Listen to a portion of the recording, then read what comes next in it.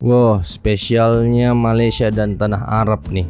Dari Prof. Dr. Soleha Yaakob, ungkap makhluk ini wujud. Maksudnya gimana ya? Jadi siapa yang nggak kenal Raja Zulkarnain gitu loh? Kita yang umat Islam pasti kenal dengan Raja Zulkarnain. Secara dia ada di dalam Al-Quran, tepatnya di surah Al-Kahfi. Zulkarnain itu bukan Alexander dan hubungannya dengan Tauhid alam Melayu. Ini dari Prof. Soleha Yaakob. Dan yang terpenting, selamat datang dulu di channel gua. Terima kasih udah klik video ini. Jangan lupa langsung di like dan share, komen, notifikasinya. Yang terpenting adalah subscribe-nya biar gua semangat membuat konten-konten reaction.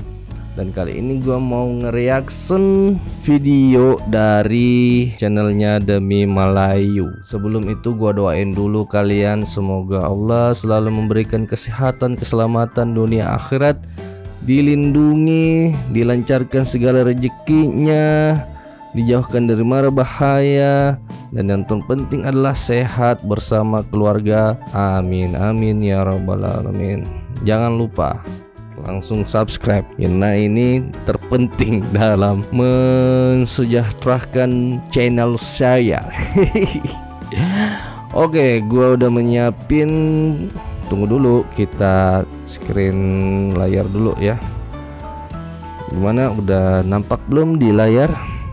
Udah ya. Di sini gua ke channelnya Demi Melayu.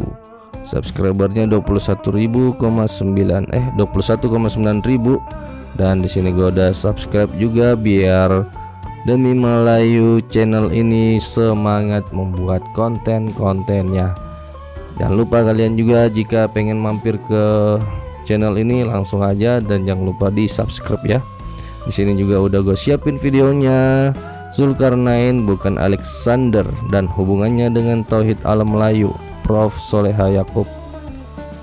Gue penasaran guys, bener gue ya, langsung aja kita tonton ya. Let's go, zoom. Kenapa dikenali sebagai Alexander? Nak cerita pasal tanah Melayu ni kena cerita belakang.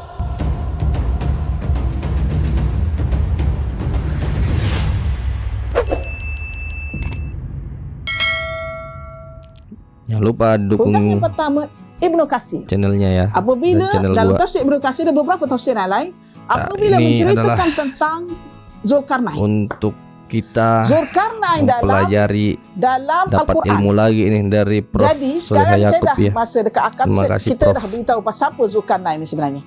Zulkarnain yang disebut oleh ahli-ahli tafsir itu bukanlah Alexander the Great dari putra Philip daripada Macedonia, masuk akal juga sih. Dan bukanlah Cyrus the Great.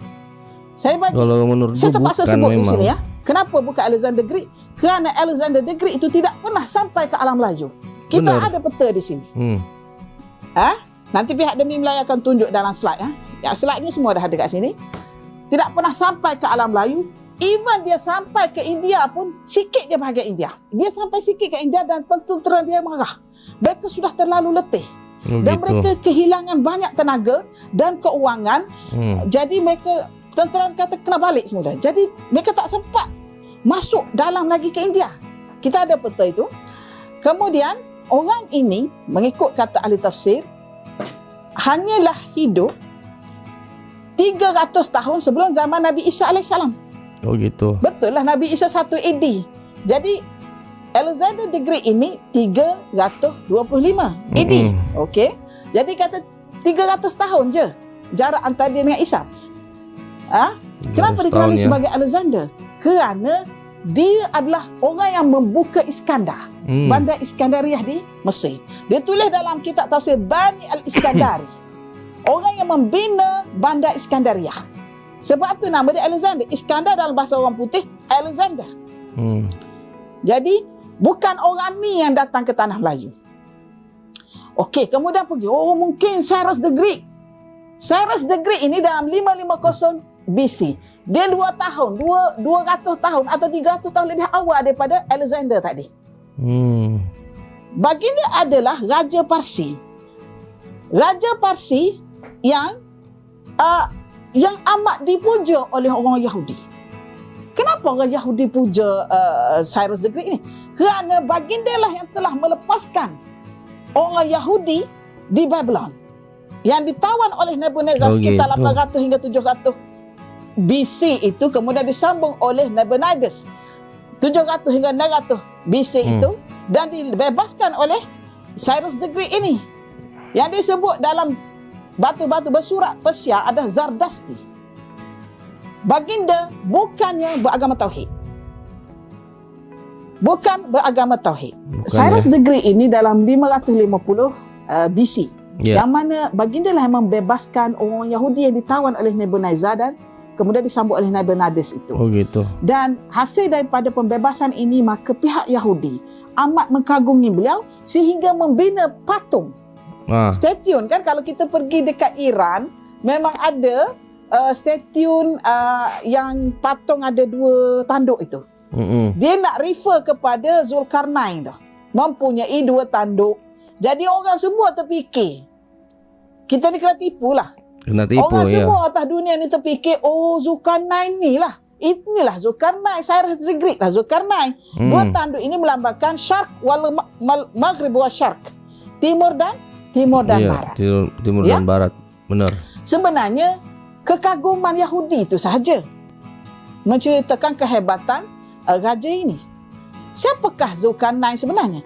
Zulkarnain disebut oleh dalam tafsir-tafsir Qurtubi, dalam tafsir Ibnu Katsir, dalam tafsir oleh yang disebut juga oleh Ibnu Hajar, Hafiz Al-Asqalani, semua itu mereka ada sebut tu. Zulkarnain dalam surah Al-Kahfi itu adalah Raja Himyar. Raja Himyar yang hidup sezaman dengan Nabi Ibrahim alaihissalam. Oh gitu. Malah bila hidup sama berlaku tu, Nabi Ibrahim Ibnu Katsir kata jarak antara Zulkarnain, dia nak cerita pasal Zulkarnain, dia kata jarak antara Zulkarnain ni adalah 2000. Dia kata jarak, dia kata Zulkarnain ni hidup di zaman Nabi Ibrahim alaihissalam, iaitu 2000 tahun sebelum Nabi Isa alaihissalam. Wah, 2000 tahun. Kalau dia kata aksar min alfain, makna kita kata 2000, 2500, 2700, dia kata. Tapi kita ambil angka 2000 lah yang kita bincangkan tadi untuk menyenangkan pengiraan. Maksudnya di sini, itulah jarak Nabi Ibrahim alaihissalam. Makna 2000 tu confirm. Jadi Zulkarnain dalam Al-Quran tu, yang surah Al-Kahfi, hidup di zaman Nabi Ibrahim alaihissalam. Dan baginda telah menerima Islam di tangan Nabi Ibrahim alaihissalam. Dan baginda juga telah tawaf bersama-sama Nabi Ibrahim alaihissalam dan Nabi Ismail alaihissalam di Kaabah. Ini disebut dalam banyak tafsir. Antara tafsir Ibnu Katsir, tafsir Tabari, tafsir yang disebut Ibnu Hajar Al-Asqalani itu tadi memang menyebut. Sehingga Ibnu Hajar mengatakan apa? Dia kata, sesiapa yang menganggap bahawasanya Al-Iskandari, Bani Al-Iskandari, yakni orang Alexander the Great dari Macedonia itu, dan Cyrus the Great itu adalah orang di dalam surah Al-Kahfi itu, mereka itu tidak belajar, mereka itu kurang cerdik. Dan ini mengingatkan ustazah Yana tentang kisah alam lain. Apabila suatu hari itu pada tahun 1000 lebih kurang dalam 1800 AD. Ini 1800 AD. Ingat perjanjian London 1820 oleh Stafford Raffles. Maknanya 1800, sekitar 1800 AD itu Raffles masih ada lagi di tanah Melayu, ya. Oh gitu. Apa yang dia kata? Satu hari jurnalis daripada Eropah berjumpa dengan seorang dengan satu kapal yang mana adalah orang Minang. Orang yang naik duduk dalam kapal itu adalah orang Minang. Ya. Kemudian Sumatera dong. Dalam kapal tu Padang, penuh emas. Minang. Dalam kapal itu penuh dengan emas. Jadi jurnalis tu tanya, macam nak buat report lah kot, mata-mata lah. Dia tanya, kamu ini orang apa? Maka orang yang dalam kapal tu cakap, kami ini Minang. Oh, kamu Minang. Siapakah tok nenek kamu? Oh, tok nenek kami Zulkarnain. Oh, Zulkarnain. Kemudian jurnalis ini, mata-mata ini memberitahu benda ni, cerita ni kepada Stafford Raffles. Apa yang Stafford Raffles kata?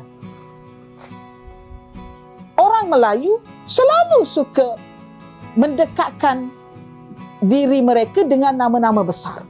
Iya. Alexander the Great itu tidak mungkin akan menjadi datuk nenek kepada orang Melayu. Oh gitu. Hakikatnya, betul lah. Orang Minang itu bukan bermaksud Alexander the Great itu. Iya. Orang Minang itu bermaksud Zulkarnain dalam surah Al-Kahfi. Benar. Tengok tak? Bagaimana mereka melihat bangsa kita ini sinis tau. Padahal mereka yang jahil, tidak tahu. Mereka tidak baca Quran, tidak baca tafsir Quran. Ini yang salah. Jadi memang mereka membuat ini, andaian Prof. sendiri. Bukti Banyak ini menunjukkan memang bahawasanya belum baca mereka tidak tahu surah siapa kita. Al-Kahfi itu. Okey, back cerita Zulkarnain tadi. Mm-mm. Dia adalah Raja Himyar dan dia amat teguh dengan tauhid. Iya. Raja ini amat teguh dengan tauhid dan raja ini akan memerangi kufar. Sekiranya Qaturah telah berhubungan dengan Nabi Ibrahim AS, Iya. bermaksud Raja Himyar sudah datang ke sini. Zulkarnain itu telah datang pada waktu itu lagi. Cuma kitab-kitab kita tak sebut benda ni. Dalam Merah Mahawasa pun tak sebut. Dalam Sulalatus Salatin menyebut apa? Bahawasanya Zulkarnain itu adalah Alexander the Great daripada Macedonia. Ramai orang terkeliru. Yeah. Saya heran kenapa tak rujuk kepada kitab tafsir. Tafsir sudah ada pada waktu itu. Saya agak kemungkinan kebolehan membaca rujukan Arab. Benar. Bermasalah. Benar, Prof. Jadi kesimpulannya di sini kita boleh buat Zulkarnain yang disebut dalam Al-Kahfi itu adalah Raja Himyar, bangsa Arab. Bangsa Telah Arab, datang ya. bersama-sama dengan rombongan Nabi Ibrahim AS di sini dan telah membina kerajaan dan telah berhubungan dengan orang di sini. Disebabkan itu kita masih kekal dengan agama tauhid. Terjawabkan soalan kan?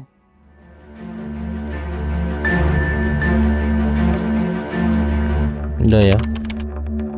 Mau lebih info? Oke. Itu tadi ya penjelasan dari Prof. Soleha Yakub. Dan memang perlu kita ketahui dan perlu kita pelajari ya.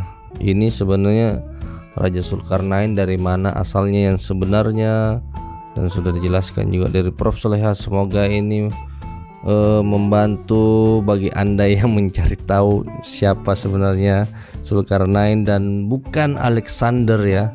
Masa iya namanya Alexander, jelas-jelas Allah memberikan nama dia Zulkarnain, ya kan?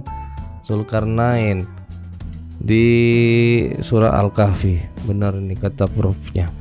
Dan gue nanti juga cari tahu lagi karena gue masih penasaran. Tadi dia menjelaskannya belum secara detail gitu kan.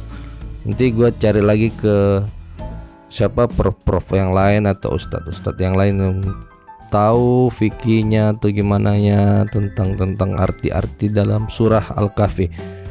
Oke, begitu dia tadi penjelasan dari Prof. Soleha Yakub dan semoga ini membantu ya.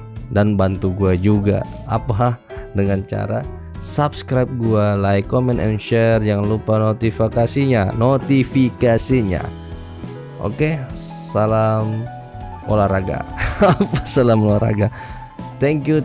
Wassalam.